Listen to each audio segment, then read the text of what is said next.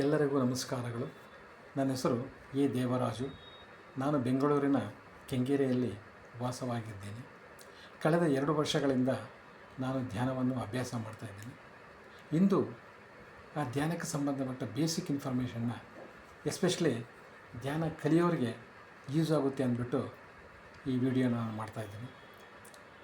ಮೊದಲಿಗೆ ಧ್ಯಾನ ಅಂದರೆ ಏನು ಅಂತ ತಿಳ್ಕೊಳ್ಳಿ. ಧ್ಯಾನ ಅಂದರೆ ನಮ್ಮ ಮೈಂಡ್ಗೆ ರೆಸ್ಟ್ ಕೊಡೋದಷ್ಟೇ. Meditation means giving rest to your mind. Meditation is definition of the meditation very simple, making your mind rather empty. ಅಂದರೆ ನಮ್ಮ ಮನಸ್ಸನ್ನು ಖಾಲಿ ಮಾಡೋದು. ಮನಸ್ಸನ್ನು ಖಾಲಿ ಮಾಡೋದು ಹಿಂಗೆ ತುಂಬ ಇಂಟ್ರೆಸ್ಟ್ ಆಗೈತಲ್ಲ. ಎಸ್, ಎಲ್ಲರಿಗೂ ಮೈಂಡು ಯಾವಾಗೂ ಬ್ಯುಸಿ ಇರುತ್ತೆ. ಅದನ್ನು ಖಾಲಿ ಮಾಡೋದು ಹೆಂಗೆ, ಅದಕ್ಕೆ ರೆಸ್ಟ್ ಕೊಡೋದು ಹೆಂಗೆ ನಮ್ಮದು ಎಷ್ಟೋ ಜನ ಗೊತ್ತಿಲ್ಲ. ಅದು ಎಸ್ಪೆಷಲಿ ಈಗಿನ ಕಾಲದಲ್ಲಿ ಪ್ರತಿಯೊಬ್ಬರು ಬೆಳಗ್ಗೆಯಿಂದ ಸಾಯಂಕಾಲದವರೆಗೂ ಬ್ಯುಸಿ ಅವರವ್ರ ಫೀಲ್ಡ್ ಅವರೇ ಬ್ಯುಸಿ ಇರ್ತಾರೆ. ಅವ್ರಿಗೆ ಎಷ್ಟಂಬದೇ ಸಿಗಲ್ಲ. ಆದ್ರೂ ನಮ್ಮ ಮೈಂಡಿಗೆ rest is a must. Everybody should give rest to our mind to enjoy our life peacefully and joyfully.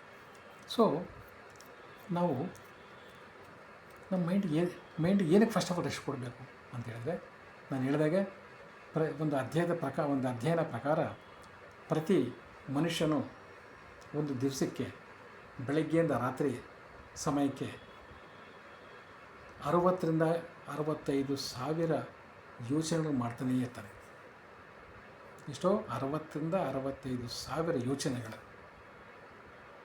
But ಅದರಲ್ಲಿ ಆ್ಯಕ್ಚುಲಿ ನೋಡಿದ್ರೆ ಅದರ 90% ಕೆಲಸಕ್ಕೆ ಬರೆದವು, useless thoughts, negative thoughts, previous ಅಂದರೆ ನಮ್ಮ ಅವಲೇ ಆಗೋಗಿರೋವಂಥವು ಮತ್ತು ಫ್ಯೂಚರಿಗೆ ಏನಾಗುತ್ತೋ ಏನು ಬರುತ್ತೋ ಅಂಬೋದು ಅದ್ರ ಬಗ್ಗೆ ಎಲ್ಲ ಇಂಥದ್ರ ಬಗ್ಗೆ ಜಾಸ್ತಿ ಇರ್ತವೆ. ಈ ಪ್ರೆಸೆಂಟ್ ಈಗಿನ ಪ್ರಸ್ತುತಕ್ಕೆ ಸಂಬಂಧಪಟ್ಟ ನಮ್ಮ ವಿಷಯಗಳು ಅದರಲ್ಲಿ ಏನಿರಲ್ಲ. ಸೊ ಅದಕ್ಕೆ ಏನಾಗುತ್ತೆ ಅಂದರೆ ನಾವು ಇಷ್ಟೊಂದು ಯೋಚನೆ ಮಾಡ್ತೀವಲ್ವ, ನಾವು ಮೈಂಡಿಗೆ ಸ್ವಲ್ಪ ರೆಸ್ಟ್ ಕೊಡಬೇಕು. We should give rest to our mind. Because ಇವಾಗ ನಾವು ನೋಡಿ ಏನು ಹೇಳ್ತೀವಿ ಗೊತ್ತಾ, ನಾವು ಸ್ವಲ್ಪ ಏನೋ ಕೆಲಸ ಮಾಡ್ತೀವಿ, ಕೈಯಲ್ಲಿ ಏನೋ ಕೆಲಸ ಮಾಡ್ತೀವಿ, ಕೈಯೇ ಟಯರ್ಡ್ ಆಯ್ತಂದರೆ ಸ್ವಲ್ಪ ಕೈ ರೆಸ್ಟ್ ಬೇಕಪ್ಪ ಅಂತ.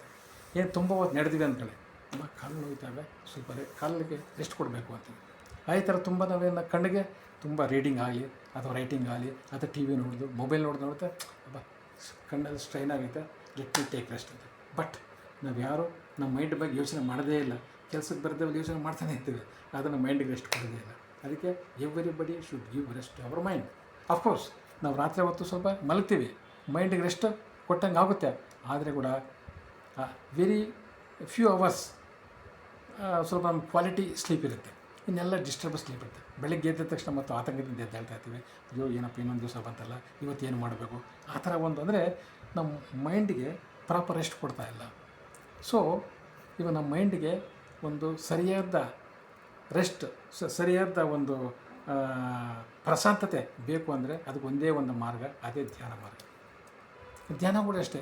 ಧ್ಯಾನ ಅಂದರೆ ಹೆಂಗೆ ಮಾಡಬೇಕು ಅಂದರೆ, ಆ ಧ್ಯಾನದಲ್ಲಿ ಕೂಡ ಎಷ್ಟೋ ವಿವಿಧ ಮಾರ್ಗಗಳಿವೆ. ಅಂದರೆ ಒಬ್ಬೊಬ್ಬರು ಒಂದು ಅಧ್ಯಯನ ಪ್ರಕಾರ ಈ ಧ್ಯಾನ ಅಂಬೋದು ಕೂಡ 101 ಟೈಪ್ ಇದೆ. ಓಕೆ, ಒಬ್ಬೊಬ್ಬರು ಏನು ಮಾಡಿದ್ರೆ ಅಂಬದೇ ಓಂಕಾರದ ಮೇಲೆ ಅಭ್ಯಾಸ ಮಾಡ್ತಾರೆ, ಅದೊಂಥರ ಧ್ಯಾನ. ಇನ್ನೊಬ್ಬರು ಓಂ ಶ್ರೀ ರಾಘವೇಂದ್ರಾಯ ನಮಃ ಅಂತ ರಾಘವೇಂದ್ರ ಸ್ವಾಮಿ ಬಗ್ಗೆ, ಸಿದ್ಧಿ ಸಾಯಿಬಾಬಾ ಬಗ್ಗೆ, ಆ ಥರ ಒಬ್ಬೊಬ್ಬರು ಅವ್ರಿಗೆ ಬೇಕಾಗಿರೋ ಒಂದು ದೇವತೆಯರ ಬಗ್ಗೆ ಧ್ಯಾನ ಮಾಡ್ತಾರೆ. ಇನ್ನೊಬ್ಬರು ಕಾನ್ಸಂಟ್ರೇಟ್, ಒಂದೇ ಒಂದು ದೀಪನಾಗಲಿ ಲೈಟ್ನಾಗಲಿ ಹಂಗೆ ಕಾನ್ಸಂಟ್ರೇಟ್ ಮಾಡ್ಕೊತ, ಒಬ್ಬರು ಅವ್ರಿಗೆ ಬೇಕಾಗಿರೋವಂತಹ ಒಬ್ಬ ಗುರುಗಳ ಬಗ್ಗೆ ಅವ್ರನ್ನೇ ಯೋಚನೆ ಮಾಡ್ತಾ ಧ್ಯಾನ ಮಾಡೋದು. ಬಟ್ ಇವೆಲ್ಲ ಧ್ಯಾನ ಅಲ್ಲ. ಯಾಕಂದರೆ ಇದರಲ್ಲೆಲ್ಲ ನಮಗೆ ಮೈಂಡಿಗೆ ಫ್ರೀ ಕೊಡ್ತಾಯಿಲ್ಲ. ಇವಾಗ ನಾವು ಓಂ ಶ್ರೀ ಶಿರಡಿ ಸಾಯಿನಾಥಾಯ ನಮಃ ಅಂದರೆ ನಮ್ಮ ಮೈಂಡಿಗೆ ಕೆಲಸ ಮಾಡ್ತಾ ಇದೆ. We are not giving rest our mind. ಧ್ಯಾನ ಅಂದರೆ ಇದು ಪ್ರಾರ್ಥನೆ ಅಲ್ಲ, ಧ್ಯಾನ ಅಂದರೆ ಜಪ ಅಲ್ಲ, ಧ್ಯಾನ ಅಂದರೆ ಮಂತ್ರ ಅಲ್ಲ, ಧ್ಯಾನ ಅಂದರೆ ತಂತ್ರ ಅಲ್ಲ. ಧ್ಯಾನ ಅಂದರೆ ಸುಮ್ಮನೆ ಕಣ್ಣು ಮುಚ್ಕೊಂಡು ಕುಂತು ರಿಲ್ಯಾಕ್ಸ್ ಮಾಡೋದು. ಹೆಂಗೆ ರಿಲ್ಯಾಕ್ಸ್ ಮಾಡೋದು? ಎಲ್ಲರಿಗೂ ಏನು ಗೊತ್ತಾ, ಕಣ್ಣು ಮುಚ್ಕೊಂಡು ಕುತ್ಕೊಂಡಿದ್ದ ತಕ್ಷಣ ಮೈ ಗಾಡ್ ಎಷ್ಟೊಂದು ಯೋಚನೆ ಬರ್ತಾವಪ್ಪ ಅಂದ್ಬಿಟ್ಟು ದೇ ವಿಲ್ ಬಿಕಮ್ ರೆಸ್ಟ್ಲೆಸ್. ಒಬ್ಬೊಬ್ಬ ನನಗೆ ಧ್ಯಾನ ಅಂದರೆ ಆಗಲ್ಲಪ್ಪ, ಏನು ಕಣ್ಣು ಮುಚ್ಚಿದ ತಕ್ಷಣ ಇಲ್ದಿದ್ದು ನಮಗೆಲ್ಲ ಏನು ಯೋಚನೆಗಳೆಲ್ಲ ಬರ್ತಾ ಇರ್ತವೆ, ನನಗೆ ಧ್ಯಾನ ಏನು ಮಾಡೋದು. ದ ಪ್ರಾಪರ್ ವೇ ಈಸ್, ನಮ್ಮ ಗೌತಮ ಬುದ್ಧರು 2500 ವರ್ಷದ ಕೆಳಗೆ ಅವರು ಎಷ್ಟೋ ಒಂದು ಥರ ಎಲ್ಲ ಗುರುಗಳನ್ನು ಭೇಟಿ ಮಾಡಿ, ಎಷ್ಟೋ ಅವರ ಪ್ರಯತ್ನ ಮಾಡಿ, ಎಷ್ಟೋ ಒಂದು 6 ವರ್ಷಗಳ ಪ್ರಯತ್ನ ಮಾಡಿ ಫೈನಲಾಗಿ ಅವರು ತಿಳ್ಕೊಂಡಿದ್ದು ಒಂದೇ ಒಂದು ಫೈನಲ್ ರಿಸಲ್ಟ್ ಏನಂದರೆ ಶ್ವಾಸದ ಮೇಲೆ ಗಮನ. ದಟ್ ಮೀನ್ಸ್ ನಮ್ಮ ಶ್ವಾಸದ ಮೇಲೆ ಗಮನ ಅಂದರೆ ನಮ್ಮ ಉಚ್ಛ್ವಾಸ ನಿಶ್ವಾಸ ಬರ್ತಾಯಿತ್ತಲ್ಲ, ಆ ಉಚ್ಛ್ವಾಸ ನಿಶ್ವಾಸದ ಮೇಲೆ ಗಮನ ಕೊಡ್ತಾಯಿದ್ರೆ ನಿಮ್ಮ ಅನ್ನೆಸರಿ ಥಾಟ್ಸ್ ಎಲ್ಲ ಕಮ್ಮಿ ಆಗ್ತವೆ ಅಂತ. ಆ ಒಂದು ಪದ್ಧತಿನ ಇದನ್ನು ಏನಂತಾರೆ ಅವರು ಗೌತಮ ಬುದ್ಧರು ಪಾಲಿ ಭಾಷೆಯಲ್ಲಿ ಆನಾಪಾನ ಸತಿ ಧ್ಯಾನ ಅಂತಾರೆ. ಆನ ಅಂದರೆ ಉಚ್ಛ್ವಾಸ, ಅಪಾನ ಅಂದರೆ ನಿಶ್ವಾಸ, ಸತಿ ಅಂದರೆ ಜೊತೆ ಕೂಡ್ಕೊಂಡಿರೋದು. ಅಂದರೆ ಆನಾಪಾನ ಸತಿ ಧ್ಯಾನ ಅಂದರೆ ಉಚ್ಛ್ವಾಸ ನಿಶ್ವಾಸ ಜೊತೆಯಲ್ಲಿದ್ದು ನಾವು ಧ್ಯಾನ ಮಾಡೋದು. ಅದನ್ನು ಈಗ ನಮ್ಮ ಬ್ರಹ್ಮಶ್ರೀ ಪಿತಾಮಹ ಪತ್ರಿಜಿ ಅವರು, ಸುಭಾಷ್ ಪತ್ರಿಜಿ ಅವರು ಅದನ್ನು ನಮ್ಮ ಆಲ್ ಓವರ್ ದಿ ಕಂಟ್ರಿ ಅಲ್ಲ, ಈವನ್ ಅಬ್ರಾಡ್ನಲ್ಲಿ ಕೂಡ ಈ ಪ್ರಾಪಗೇಟ್ ಮಾಡಿಬಿಟ್ಟು ಈ ಧ್ಯಾನನ ಎಲ್ಲರಿಗೂ ಹೇಳ್ಕೊಡ್ತಾ ಬಂದವರು. For the last 40 to 45 ಇಯರ್ಸಿಂದ he has been propagating this meditation all over the country and elsewhere in the world. ಈಗ ಎಷ್ಟೋ ಜನ, ಕೋಟ್ಯಾಂತರ ಜನ ಇದು ಧ್ಯಾನ ಮಾಡ್ತಾವ್ರೆ. ಎಲ್ಲರಿಗೂ ಎಷ್ಟೋ ವಿಧವಾದ ಥರ ಬೆನಿಫಿಟ್ಸ್ ಬಂದಿದೆ. This is very very simple technique, because ಯಾರಾದರೂ ಮಾಡ್ಬೋದು. ಇದೇನು ಸುಮ್ಮನೆ ಕಣ್ಣು ಮುಚ್ಕೊಂಡು ಕೂತ್ಕೊಂಡು ಜಸ್ಟ್ ನೀವು ನಿಮ್ಮ ಶ್ವಾಸವನ್ನು ನೀವೇ ಅಬ್ಸರ್ವ್ ಮಾಡಬೇಕಷ್ಟೆ. That's all. You don't have to think anything, you don't have to do anything. ಅಂದರೆ ನಾವು ಆಮೇಲೆ ಒಂದು ಮಂತ್ರ ಜಪ ಮಾಡಿಲ್ಲ, ಬೈ ಹಾರ್ಟ್ ಮಾಡೋಂಗಿಲ್ಲ, ಏನೂ ಮಾಡೋಂಗಿಲ್ಲ. ಸುಮ್ಮನೆ ಕಣ್ಣು ಮುಚ್ಕೊಂಡು ಕೂತ್ಕೊಂಡು just you have to observe your breath. But while doing meditation you have to follow only one method. Meditation ಮಾಡೋದು ಏನಪ್ಪ ಮಾಡಬೇಕು ಅಂದರೆ, ಈಗ ಬೆರಳಲ್ಲೇ ಎರಡು ಕೈಯಲ್ಲೇ ಬೆರಳಲ್ಲಿ ಹಿಂಗೆ ಹಾಕಿ ಇಟ್ಕೋಬೇಕು. ಮತ್ತು ಕೂತ್ಕೊಂಡಾಗ ನೀವು ಚೇರ್ ಮೇಲೋ ಟೇಬಲ್ ಮೇಲೆ ಕೂತ್ಕೊಂಡ್ರೆ ಈ ಪಾದಗಳನ್ನ ಹಿಂಗೆ ಅಂದರೆ ಒಂದ್ರ ಮೇಲೆ ಒಂದ್ರ ಮೇಲೆ ಪಾದಗಳು ಹಾಕ್ಬೇಕು. ಅದೇ ಲಾಕ್ ಮಾಡಬೇಕು. ಕಾಲುಗಳನ್ನ 2 ಲಾಕ್ ಮಾಡಬೇಕು, ಕೈಗಳನ್ನ 2 ಲಾಕ್ ಮಾಡಬೇಕು, ಕಣ್ಣುಗಳನ್ನ ಕಂಪ್ಲೀಟಾಗಿ ಮುಚ್ಬೇಕು. ಸಿಂಪಲ್ಲಾಗಿ ಟೈಟಾಗಿ ಮುಚ್ಕೋಬಾರ್ದು, ಬೇರೆ ಲೈಟಾಗಿ ಸಿಂಪಲ್ಲಾಗಿ ಕೂತ್ಕೊಂಡು just you have to observe. ನಿಮ್ಮ ಶ್ವಾಸದ ಮೇಲೆ ಗಮನ, ಶ್ವಾಸವನ್ನೇ ಅಬ್ಸರ್ವ್ ಮಾಡಬೇಕು, ಶ್ವಾಸವನ್ನೇ ಅಬ್ಸರ್ವ್ ಮಾಡಬೇಕು. ಆವಾಗ ಈ ಥರ ಅಬ್ಸರ್ವ್ ಮಾಡ್ತಾಯಿದ್ರೆ ನಿಮಗೆ ಯಾವಾಗ ನಿಮ್ಮ ಯೋಚನೆಗಳು ನೀವು ಬರಲ್ಲ. ನೀವು ಸುಮ್ಮನೆ ಕೂತ್ಕೊಂಡಿದ್ದು ಅಂದರೆ ಕಣ್ಣು ಮುಚ್ಕೊಂಡು ಕೂತ್ಕೊಂಡ್ಬಿಟ್ರೆ ಆವಾಗ ನಿನ್ನೆ ಏನಾಯಿತು, ಮೊನ್ನೆ ಏನಾಯಿತು, ಹಂಗೆ ಮಾಡಬಾರ್ದಾಗಿತ್ತು, ಈ ಥರ ಮಾಡಿದರೆ ಈ ಥರ ಆಗ್ತಾ ಇರಲಿಲ್ಲ ಅಂತ ಇನ್ನೊಂದು ನಾಳೆ ಏನಾಗುತ್ತೋ, ಅದೇ ಆ ಥರ ಏನು ಮಾಡಬೇಕು, ನನಗೆ ಭಯ ಆಗ್ತಾ, ಇವೆಲ್ಲ ಯೋಚನೆ ಮಾಡ್ತಾಯಿದ್ರೆ ನಿಮಗೆ ಅನ್ನೆಸರಿ ಆತಂಕ, ಭಯ, ಭೀತಿ ಇವೆಲ್ಲ ಬರ್ತವೆ. ಅವೆಲ್ಲ ಏನು ಮಾಡಿದ್ರೆ ನಿಮಗೆ ಜಸ್ಟ್ ಕಣ್ಣು ಮುಚ್ಕೊಂಡು ನಿಮ್ಮ ಶ್ವಾಸದ ಮೇಲೆ ಗಮನ ಹರಿಸ್ತಾ ಶ್ವಾಸವನ್ನೇ ಅಬ್ಸರ್ವ್ ಮಾಡ್ತಾಯಿದ್ರೆ ಮತ್ತು ಯಾವ ಯೋಚನೆಯೂ ಬರಲ್ಲ. ನಿಧಾನವಾಗಿ ಅಬ್ಸರ್ವ್ ಮಾಡ್ತಾ ಇರಬೇಕು. ಅಬ್ಸರ್ವ್ ಮಾಡ್ತಾ ನಿಮಗೆ ಒಂದು ಮನಸ್ಸಿಗೆ ರೆಸ್ಟ್ ಸಿಗುತ್ತೆ. This is the only way in which you give lot of rest to your mind. ನಿಮ್ಮ ಮೈಂಡಿಗೆ ತುಂಬ ರೆಸ್ಟ್ ಕೊಡೋ ಪದ್ಧತಿ ಅಂದರೆ ಇದೊಂದೇ. This is very very very simple technique. ಅದಕ್ಕೆ ಎಷ್ಟೋ ಜನಕ್ಕೆ ಮೆಡಿಟೇಷನ್ನು ಧ್ಯಾನ ಆಗಿದ ತಕ್ಷಣ ಅವ್ರು ಭಯ ಆಗುತ್ತೆ. ಧ್ಯಾನ ಆಗಿದ ತಕ್ಷಣ ಏನೋ ಒಂಥರ ಸನ್ಯಾಸಿಗಳು ಮಾಡೋದಲ್ವ, ನಾವು ಮನೆ ಬಿಟ್ಟು ಆಚೆ ಹೋಗ್ಬೇಕಲ್ಲ, ಸಂಸಾರ ಇದು ಮಾಡಬೇಕಾಗಿದ್ದ ಒಂದು ಪದ್ಧತಿ ಅಲ್ಲ ಇರುತ್ತೆ. ದಿಸ್ ಇಸ್ ವೆರಿ, ಇದು ನಮ್ಮ ಪತ್ರಿಜಿಯವರ ಪ್ರಕಾರ ಪ್ರತಿಯೊಬ್ಬರು ಕೂಡ ಸಂಸಾರದಲ್ಲಿ ಇದ್ಕೊಂಡು ಸಂಸಾರ ಕೆಲಸಗಳೆಲ್ಲ ಮಾಡಿಕೊಂಡು ಮನೆಯಲ್ಲೇ ಧ್ಯಾನ ಮಾಡಬೇಕು. This is very very simple and very effective way of doing meditation. ಇದರಿಂದ ಎಷ್ಟೋ ಲಾಭ ಇದೆ, ಎಷ್ಟೋ ಸಂತೋಷ ಇದೆ, ನೆಮ್ಮದಿ ಇದೆ, ಶಾಂತಿ ಇದೆ, ಸಂತೋಷ ಎಲ್ಲ ಇದೆ. ಎಷ್ಟೋ ಜನಕ್ಕೆ ಎಂತೆಂಥ ಒಂದು ಕಾಯಿಲೆಗಳೆಲ್ಲ ಕ್ಯೂರ್ ಆಗಿದೆ. Because this is very simple technique. ಯಾರಾದರೂ ಮಾಡ್ಬೋದು.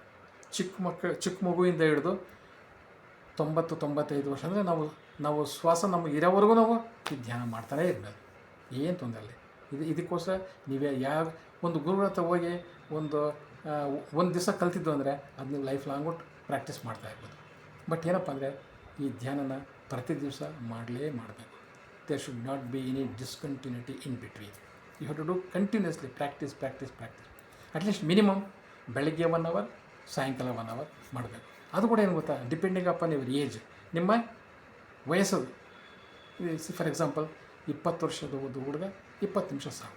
ಅಂದರೆ ಎಷ್ಟು ವರ್ಷ ಇರುತ್ತೋ ಅಷ್ಟೇ ನಿಮಿಷ ಮಾಡಬೇಕಾಗುತ್ತೆ.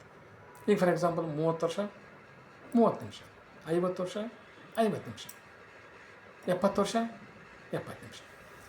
ಸೊ ಇದು ಧ್ಯಾನ ಅಂಬುದು ಎಲ್ಲ ಏನಂತಂದರೆ, ನನಗೆ ಇವಾಗ ಏನೋ ತುಂಬ ಕೆಲಸ ಇದೆ, ರಿಟೈರ್ಡ್ ಆದಮೇಲೆ ಆರಾಮಾಗಿ ನಾನು ಕೆಲಸ ಧ್ಯಾನ ಮಾಡ್ಕೊತೇನೆ. ಅದಂಗಲ್ಲ, ರಿಟೈರ್ಡ್ ಆದಮೇಲೆ ನಮಗಿನ್ನ ಬೇರೆ ವರ್ಕ್ ಸಿಗ್ತವೆ, ನಮಗೆ ಅವಾಗ ಕಾನ್ಸಂಟ್ರೇಷನ್ ಕುದುರೋದು ಕಷ್ಟ ಆಗುತ್ತೆ. ಅದಕ್ಕೆ ನೀವು ಹೆಂಗಾಗಿದ್ದವಾಗೆ ಒಂದು ಸ್ವಲ್ಪ ಸಮಯವನ್ನು ಅದಕ್ಕೆ ಕೊಟ್ಟು ಧ್ಯಾನ ಮಾಡಿದ್ರೆ ನೀವು ಮಾಡೋ ಒಂದು ಫೀಲ್ಡ್ನಲ್ಲಿ ಒಂಥರ ಏನೋ ಉನ್ನತವಾದ ಫಲಿತಗಳನ್ನು ಪಡೆಯಬೋದು. ಫಾರ್ ಎಕ್ಸಾಂಪಲ್ ಒಬ್ಬ ಕಾಲೇಜ್ ಸ್ಟೂಡೆಂಟು 20 ವರ್ಷದವನು 20 ನಿಮಿಷ ಮಾಡಿದ್ದು ಅಂದರೆ ಅವನಿಗೆ ಎಷ್ಟು ಇನ್ನೂ ಕಾನ್ಸಂಟ್ರೇಟ್ ಜಾಸ್ತಿ ಆಗುತ್ತೆ, ಅವನು ಓದರಲ್ಲಿ ಇನ್ನೂ ಚೆನ್ನಾಗಿ ಮುಂದುವರಿತಾನೆ. ಇವಾಗ ಒಂದು ಬಿಸ್ನೆಸ್ ಮಾಡ್ತಾಯಿರ್ತಾನೆ, ಆ ಬಿಸ್ನೆಸ್ ಪರ್ಸನ್ನು ಒಂದು 10 ಮಿನಿಟ್ಸು ಅದು 15 ಮಿನಿಟ್ಸ್ ಆಗಲಿ ಪರ್ ಡೇ ಅದು ಮಾಡಿದ್ದು ಅಂದರೆ ಅವನ ಕೆಲಸದಲ್ಲಿ ನೈಪುಣ್ಯ ಬರುತ್ತೆ ಅವನಿಗೆ. ಸೊ ಅದಕ್ಕೆ ಇದು ವೆರಿ ಸಿಂಪಲ್ ಟೆಕ್ನಿಕ್, ಯಾರಾದರೂ ಮಾಡ್ಬೋದು.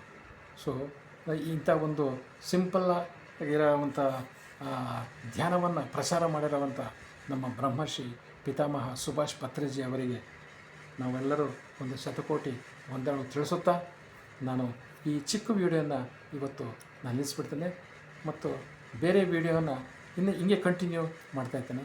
ಇದನ್ನು ಪ್ರತಿಯೊಬ್ಬರು ಕೇಳ್ತಾ ಇದ್ದರೆ ನಿಮಗೆ ತುಂಬ ಈಸಿ ಅಂತೆ. ಯಾಕಂದರೆ ಈ ಮೆಡಿಟೇಷನ್ ಮಾಡೋದಂಥದ್ದು ವೆರಿ ಸಿಂಪಲ್, ಇದಂತೂ ಕಷ್ಟನೇ ಇಲ್ಲ. ಈ ಮಾಡರ್ನ್ ಆಗಿರೋವಂಥವ್ರಿಗೆ, ಸ್ಟೂಡೆಂಟ್ಸ್ಗೆ ಅಲ್ಲಿ ಕೆಲಸ ಮಾಡ್ತವ್ರಿಗೆ ಎಲ್ಲರಿಗೂ ಈಗ ಧ್ಯಾನ ಬೇಕೇ ಬೇಕು. ಯಾಕೆಂದರೆ ಪ್ರತಿಯೊಬ್ಬರು ಮೈಂಡು ಯಾವಾಗೂ ಬ್ಯುಸಿಯಾಗಿರ್ತದೆ, ಏನೇನೋ ಯೋಚನೆ ಮಾಡ್ತಾಯಿರ್ತಾರೆ. ನಮ್ಮ ಮೈಂಡ್ ಬಗ್ಗೆ ನಾವು ಯೋಚನೆ ಮಾಡಲ್ಲ, because everything starts in our mind. ಈಗ ನಮ್ಮ ಮೈಂಡ್ ಬ್ಯಾಲೆನ್ಸ್ ಆಗಿದ್ದರೆ, ನಮ್ಮ ಮೈಂಡಲ್ಲಿ ಹ್ಯಾಪಿನೆಸ್ ಇದ್ದರೆ ನಮ್ಮ ಬಾಡಿಯಲ್ಲೇ ಹ್ಯಾಪಿನೆಸ್ ಇರುತ್ತೆ. ನಮ್ಮ ಮೈಂಡೆಲ್ಲ ಕಿರಿಕಿದ್ದು, ನಮ್ಮ ಮೈಂಡಿಗೆ ರೆಸ್ಟ್ ಇಲ್ಲ ಅಂತ ಹೇಳ್ಬಿಟ್ರೆ ನಾವು ಯಾವಾಗ ಒಂಥರ ಡಲ್ಲಾಗಿ ಇರ್ತೀವಿ, ಲೈಫ್ ಅಂದರೆ ಉತ್ಸಾಹ ಇರಲ್ಲ.